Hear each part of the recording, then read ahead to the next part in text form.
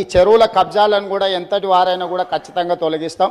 ఈ చెరువులే వరప్రదాయిని తెలంగాణ ప్రాంతానికి అని పదే పదే మంత్రివర్యులు కానీ ప్రభుత్వం కానీ చెప్తా వచ్చింది. అయితే ప్రధానంగా సినిమా హీరోలు అంటే ప్రజలకు ఆదర్శంగా ఉండేవాళ్ళు, మంచిని ప్రజలకు బోధించేవాళ్ళు, వాళ్ళని ఆదర్శంగా సమాజం తీసుకుంటుంది.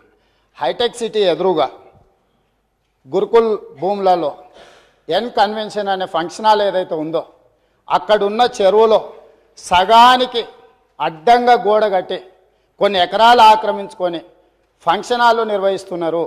పదే పదే ప్రభుత్వం దృష్టికి వచ్చింది, టీవీ ఛానళ్ళల్లో పేపర్లలో చూపించారు. అక్కినేని నాగార్జున గారు కూడా దాని మీద స్పందించారు. ఈనాటి వరకు ఆ ఆక్రమణలు తొలగించలేదు.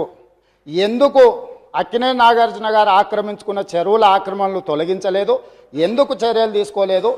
ఏ శక్తులు అడ్డం పడుతున్నాయి? ఎప్పటిలోగా చర్యలు తీసుకుంటారో మంత్రి గారు సూటిగా సమాధానం చెప్పాల్సిందిగా కోరుకుంటున్నాం. ఈ చెరువుల కబ్జాలను కూడా ఎంతటి వారైనా కూడా ఖచ్చితంగా తొలగిస్తాం. ఈ చెరువులే వరప్రదాయిని తెలంగాణ ప్రాంతానికి అని పదే పదే మంత్రివర్యులు కానీ ప్రభుత్వం కానీ చెప్తా వచ్చింది. అయితే ప్రధానంగా సినిమా హీరోలు అంటే ప్రజలకు ఆదర్శంగా ఉండేవాళ్ళు, మంచిని ప్రజలకు బోధించేవాళ్ళు, వాళ్ళని ఆదర్శంగా సమాజం తీసుకుంటుంది.